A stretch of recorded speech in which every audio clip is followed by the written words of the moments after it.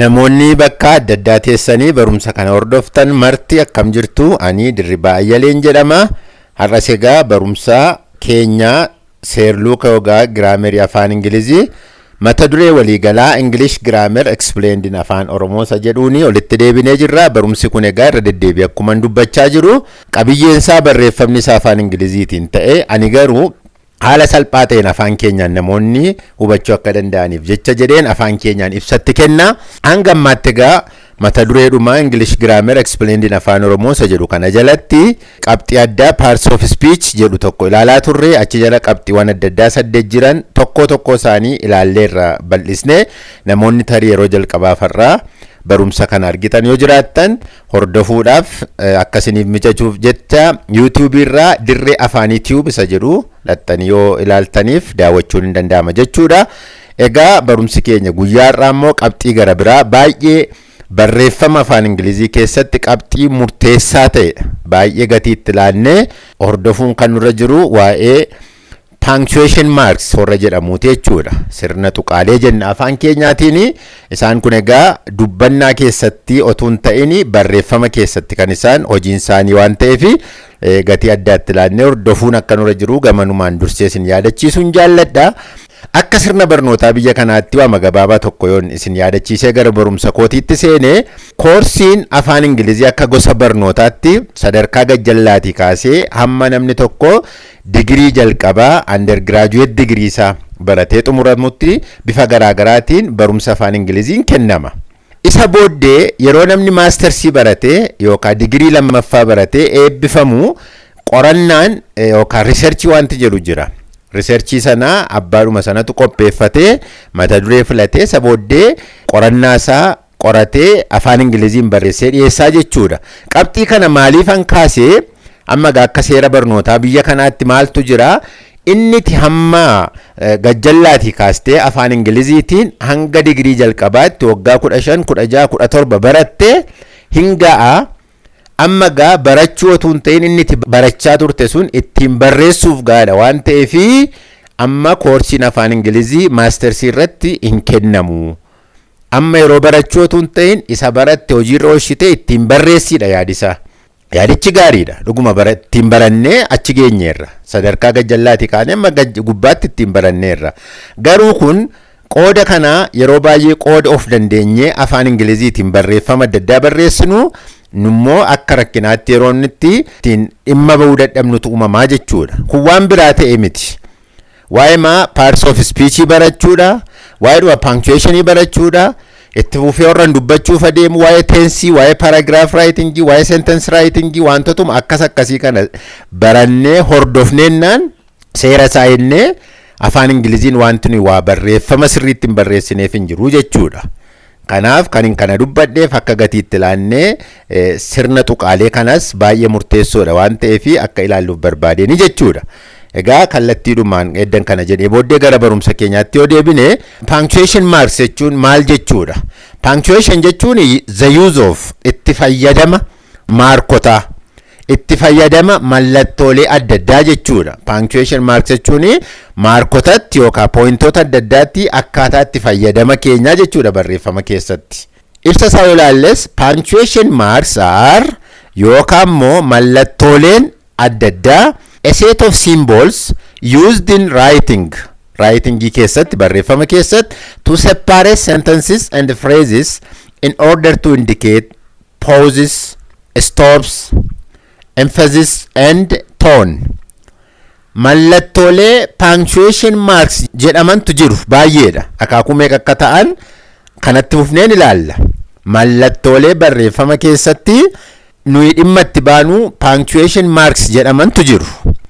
Maayinni hojiin isaanii bakka adda addaa ta'anii inni kaan bifa qoodduutiin, inni kaan dhumarra ta'e, inni kaan bifa gaaffiitiin, inni kaan bifa raajeffannootiin qabxiiwwan nuti dhimma itti baanuudha jechuudha. Mallattoolee nuyi dhimma itti baanuudha. Hiikaan isaanii baay'eedha. Yeroo tokko edda waa dubbannee fidnee seentensii keessa dubbannee fidnee booddee dhumarratti dhumeera. Himni kun immoo hiikaa guutuu qaba dhumeera jennee tuqaa keenya isa kaan immoo hin dhumne itti fufee jira. Fakkeenyaaf itti fufee wanta itti fufutu jira. kan isa fakkaatan kanneen tarreeffamantu jiru warra jedhan.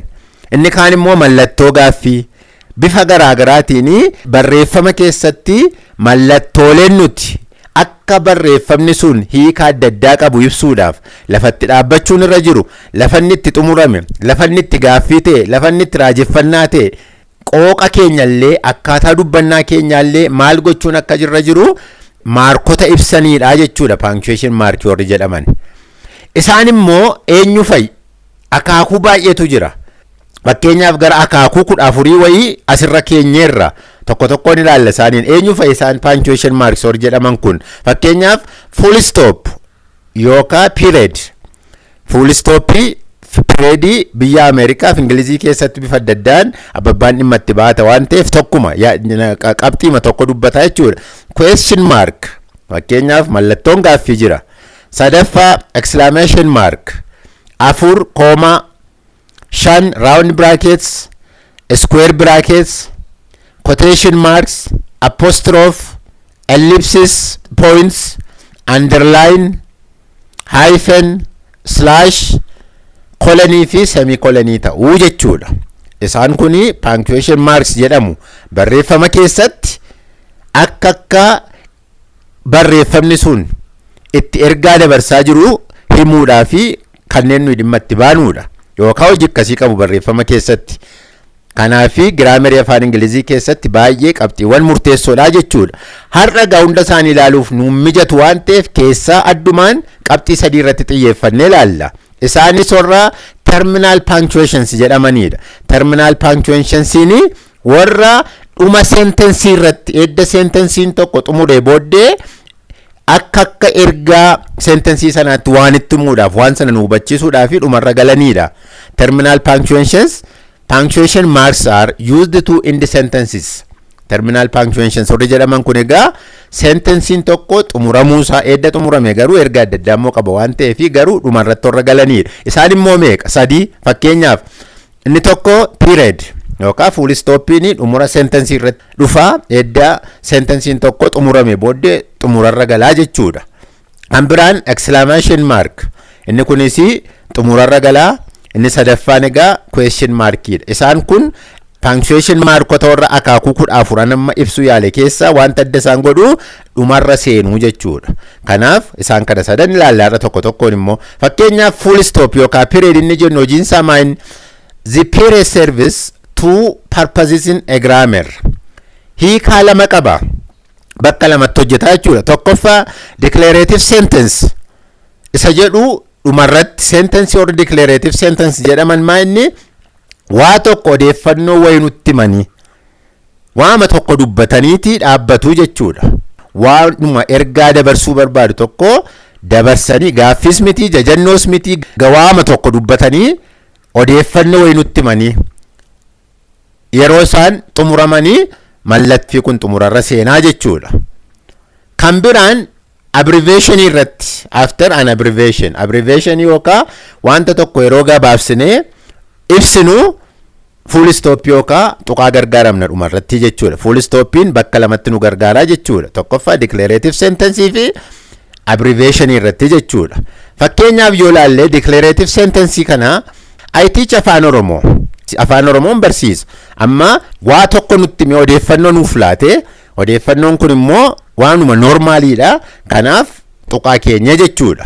Kanaafi full stop yookaan periodiin akaakuu sentensii akkasii xumura isaanii irratti dhimma itti baana jechuudha.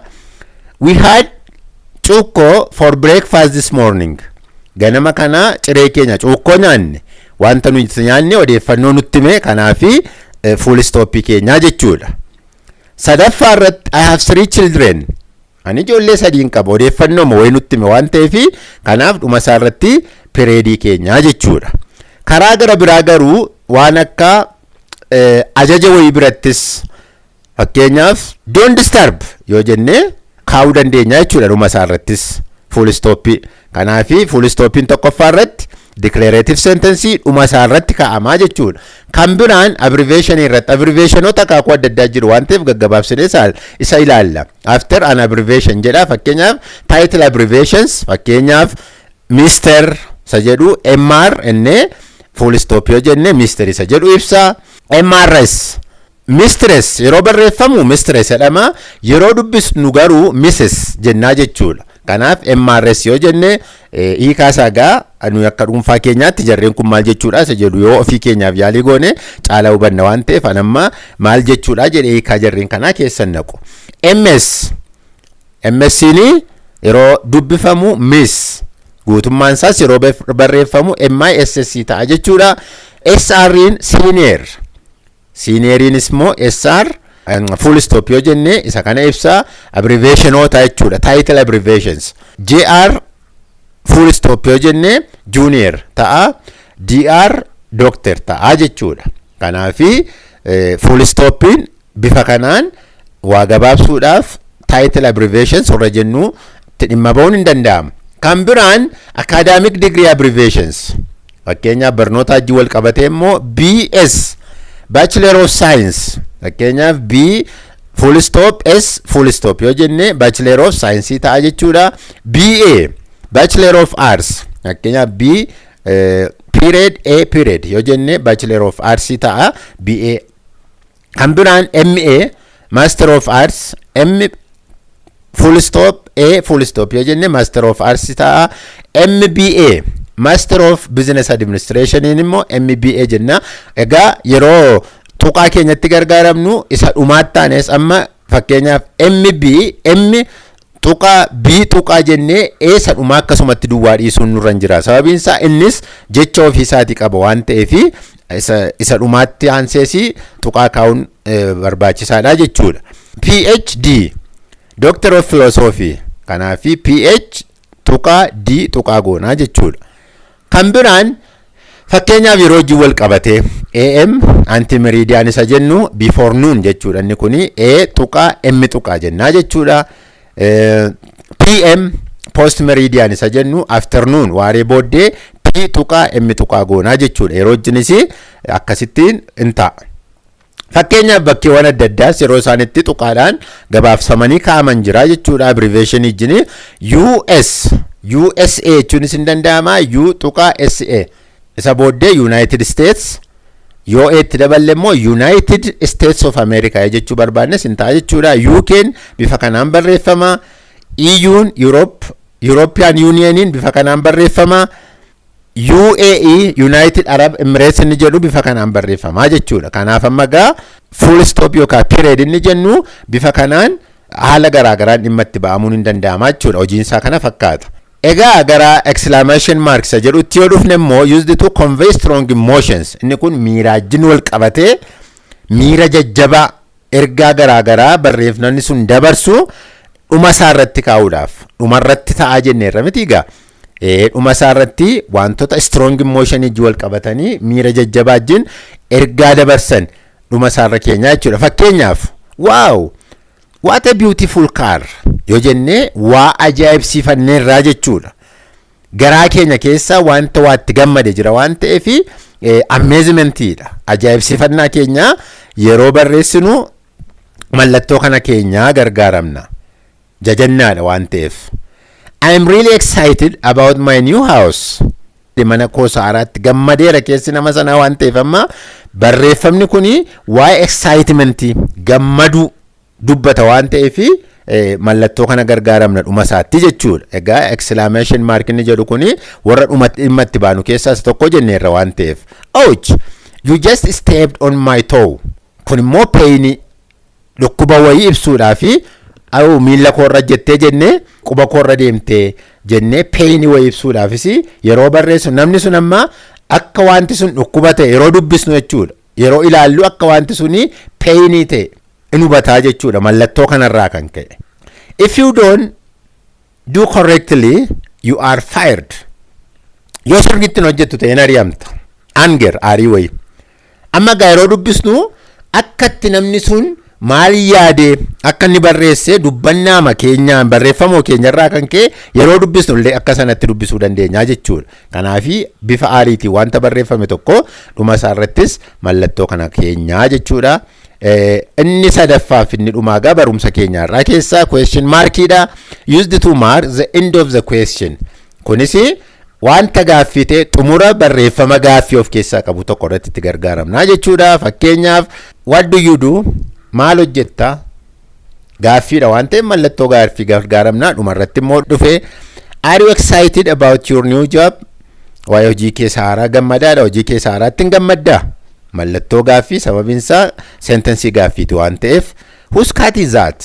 Adurree eenyuuti jennee waa'ee qabiyyee wayis yeroo gaafannu mallattoo gaaffii gargaaramna waan ta'eef egaa isaan kun full stop yookaan period, exclamation markii fi question markiin warra dhuma seentensii irratti dhufanidha jechuudha akka ergaa seentensii sana irratti hundaa'uudhaan.